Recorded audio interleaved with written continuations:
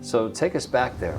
Like, where did it start? Or before it started with Jesus, where did life find so you? I would say that I didn't grow up in a church-going family, not directly.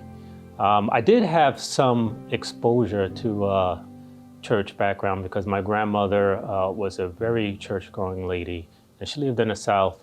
And my mom would send us down there when I was very small to spend summers, and it would be 2 or 3 times a week going to church. My mom was asked one time, if you grew up in a church, why were you not going to church and your family not going to church? And she basically said something like, I felt like it was forced on me, and I didn't want to force my family, so I wanted them to just choose their own path. And that resulted in a situation where I had 3 sisters, and at the time, I came along a lot later. They were babysit me. And so my oldest sister at the time, graduating from high school, went into college.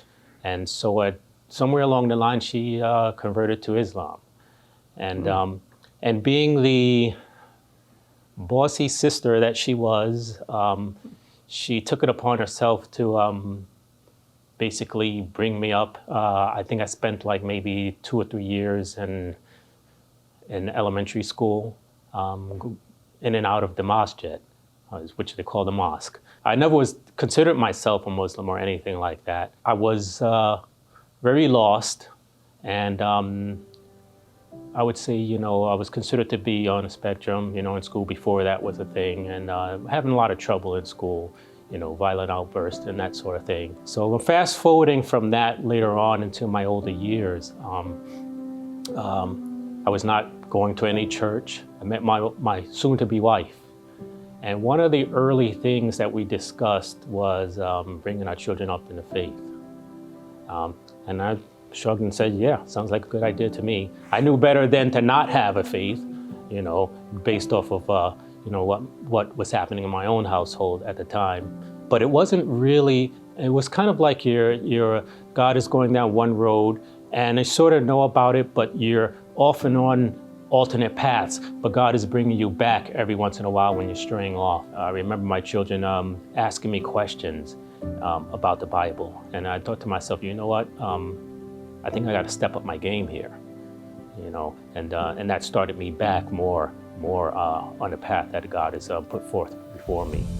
And so I can't really say that I've had one specific defining moment where I accepted, the Lord in my life. It's kind of like, I feel like I'm always praying and asking for God's grace and forgiveness.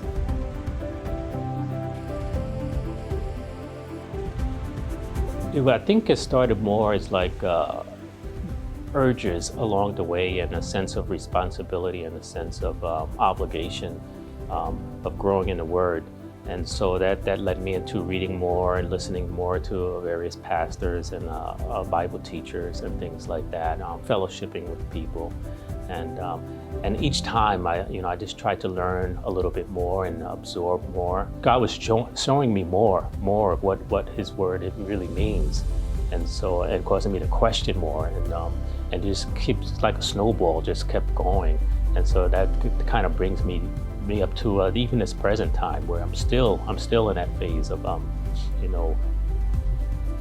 having a desire to learn more of God's will. Before Jesus, I was a lost soul in the wilderness, a lost child in the wilderness. And then after Jesus, I came out of the desert, but I'm still traveling on that path.